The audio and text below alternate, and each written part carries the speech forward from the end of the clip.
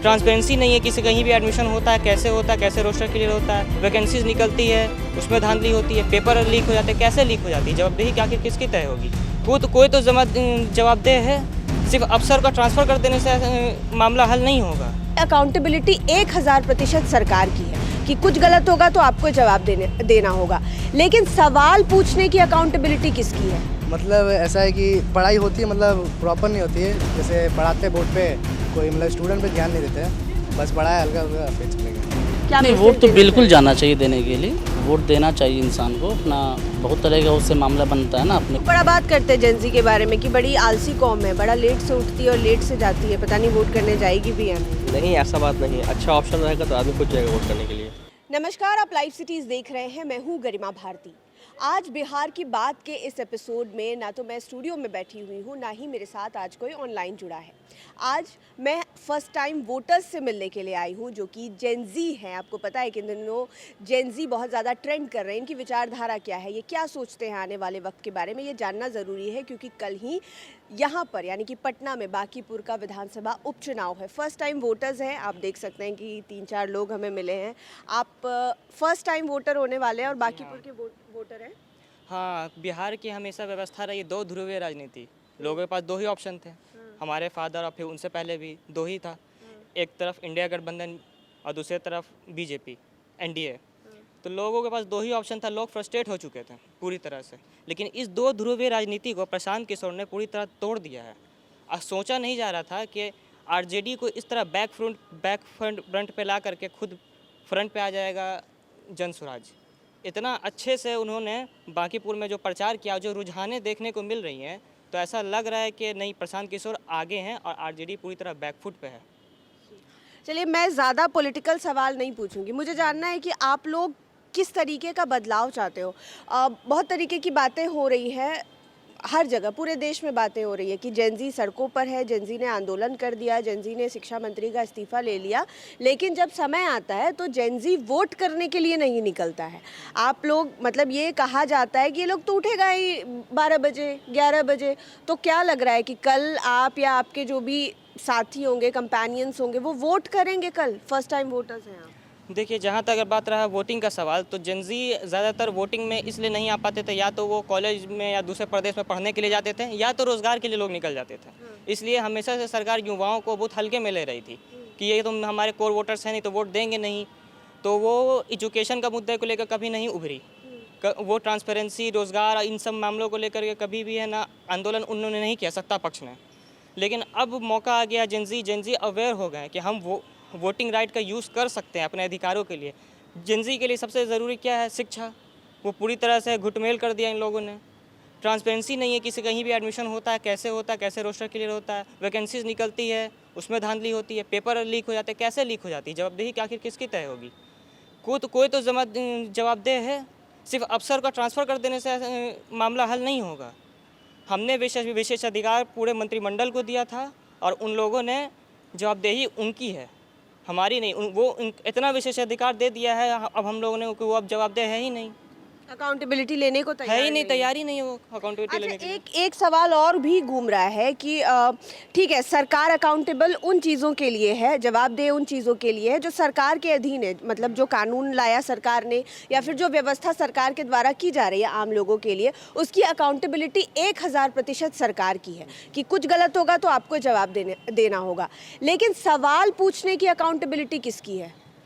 सदन के मेंबर को है, जो विपक्ष में लोग हैं उनकी है। विपक्ष में है और नेता प्रतिपक्ष। आप लोगों की शिकायत विपक्ष के लोगों से नहीं है, मतलब अभी का जो भी सिनेरियो हुआ है, हम लोगों ने सबने देखा कि यहाँ पर अगर इसको पता नहीं कैसे कोट करेंगे, सत्ता पक्ष वर्सेस रोड हो गया, सत्ता पक्ष वर्सेस जनता हो गया, सत्ता पक्ष वर्सेस जेंजी हो गया, जबकि इनके आगे शील्ड की तरह विपक्ष के उन लीडर्स को खड़ा होना चाहिए था जिन्हें हमने भी वोट किया है सवाल करने के लिए। क्या लगता है आप, मतलब आपने कौन सा स्ट्रीम लिया है पहले ये बता दीजिए? साइंस, पीसीएम, मैथ्स पढ़ते हैं तो कोचिंग लेनी पड़ती होगी जी, और तीनों विषयों की अलग अलग लेनी पड़ती होगी।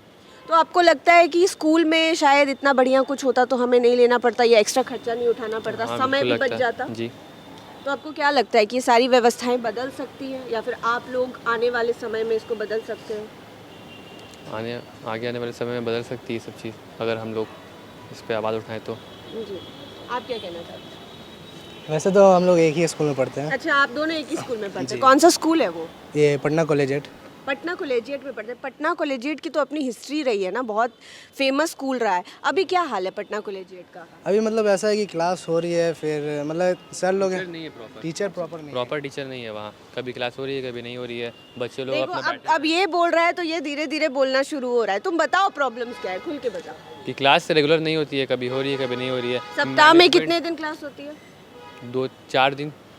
मतलब कि 6 दिन का, 7 दिन का वीक होता है, एक दिन छुट्टी रहती है तो 4 नहीं है, दिन। नहीं भी है तो मतलब मैनेजमेंट अच्छा नहीं है वहाँ का। अच्छा, फिजिक्स, केमिस्ट्री और मैथ्स आपका, और आपका क्या है सब्जेक्ट? मेरा आर्ट्स है। आर्ट्स है। तो आर्ट्स में तो इससे ज़्यादा सब्जेक्ट्स हैं, तो हर सब्जेक्ट्स के लिए अलग अलग टीचर्स हैं आपके पास?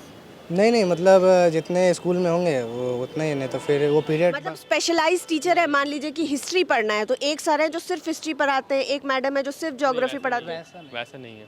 और पीसीएम के लिए टीचर ऐसा हैं, तो नहीं है ना कि मैथ और फिजिक्स एक ही आदमी? नहीं एक सर नहीं पढ़ाते हैं, लेकिन टीचर खुद उतना क्लास में आता नहीं है ध्यान देने के लिए। अगर पढ़ रहे हैं तो ठीक है, नहीं तो मतलब वो अपना क्लास है। और तुम्हें ज़रूरत नहीं पड़ी कोचिंग ज्वाइन करने की क्योंकि तुम आर्ट्स से हो? नहीं, ऐसा नहीं है। अच्छा, ये भी हमारे माइंडसेट में कि हम साइंस से हैं तभी हमको ज़्यादा पढ़ने की ज़रूरत पड़ती है, लेकिन आर्ट्स में भी बहुत कुछ पढ़ना पड़ता है। लोग जो पॉलिटिकल साइंस में रिसर्च कर रहे हैं, फाइन आर्ट्स में रिसर्च कर रहे हैं, अलग अलग सब्जेक्ट्स हैं जिसमें रिसर्च कर रहे हैं, उसमें कितना पढ़ना पड़ता है? पढ़ाते हैं उस हिसाब से या फिर बस आए, घंटी बजी और चले गए वाला सिचुएशन है? मतलब ऐसा है कि पढ़ाई होती है, मतलब प्रॉपर नहीं होती है। जैसे पढ़ाते हैं बोर्ड पे, कोई मतलब स्टूडेंट पे ध्यान नहीं देते हैं, बस पढ़ाया हल्का हल्का फिर चले गए, ऐसा होता है। ऐसा अगर होता है? स्कूल के पढ़ाई में रहेंगे तो फिर एग्ज़ाम निकलना मुश्किल रहेगा, इसलिए हम लोगों को कोचिंग लेना पड़ता है। तो इन चीज़ों को बदला जा सकता है ना आने वाले टाइम पे। वही मैं पूछ रही हूँ कि आप लोग अपने आने वाले फ्यूचर के लिए क्या चाहते हो? बिहार, आप लोग बिहार के यूथ है और खास करके बाकीपुर के यूथ है। बिहार की अब जो है सरकार बदले, प्रशांत किशोर को उनका आए। अच्छा, एक स्वर में आप लोग सब, मैंने उनसे भी शुरू किया, मैंने उनसे सवाल भी नहीं किया था, पहली बार में प्रशांत किशोर का नाम लिया, हालांकि ये कोई पॉलिटिकल डिबेट नहीं है। आप लोग को क्यों लगता है कि Prashant Kishor is the better option? मतलब मैं कल बहुत दिन से घूम रही हूँ, हमने किसी से ये सवाल नहीं किया, जवाब में ये आ रहा है, वाई? उनका वो पढ़े लिखे एजुकेटेड है, हम लोग को लगता है कि उनको अब आप लोगों को ये लगता है कि मतलब जो पॉलिटिशियंस हैं या फिर जो देश चलाते हैं, राज्य चलाते हैं, उनका पढ़ा लिखा होना, उनका शिक्षा से ताल्लुक होना बहुत ज़रूरी है, क्योंकि वो पढ़े लिखे रहेंगे तो ये एजुकेशन पे ज़्यादा क्या अच्छा एग्जाम्पल्स देखे हैं आपने अभी तक बिहार में कि नॉन एजुकेटेड लोग हैं तो क्या गड़बड़ हो जा रहा है?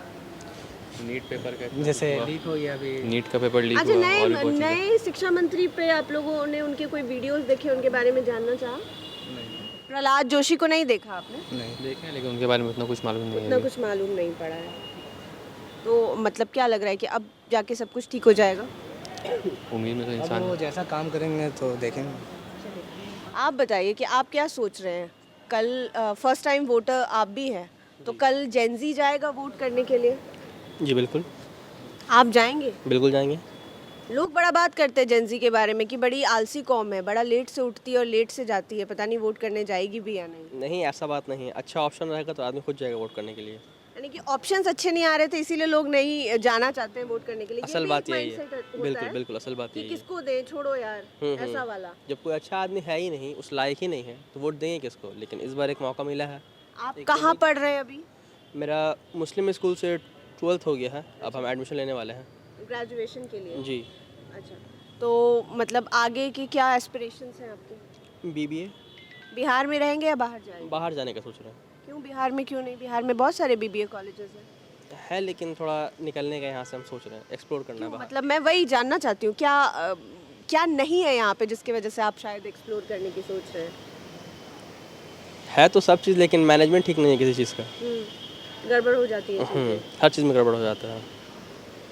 तो क्या लग रहा है कि अगर वोट से चीज़ें बदलेंगी और कोई और आएगा, अभी जो लोग हैं उसके अलावा अगर कोई और आ जाता है, तो क्या गारंटी है कि वो वैसे ना हो जैसे आप लोगों ने नहीं सोचा था? मतलब आप समझ पा रहे हैं मेरी बात को कि जब कोई पावर में आता है तो उसको भी शायद उसी चीज़ की आदत लग जाती है और पावर में आने वाले लोग वो वैसे ही हो जाते हैं।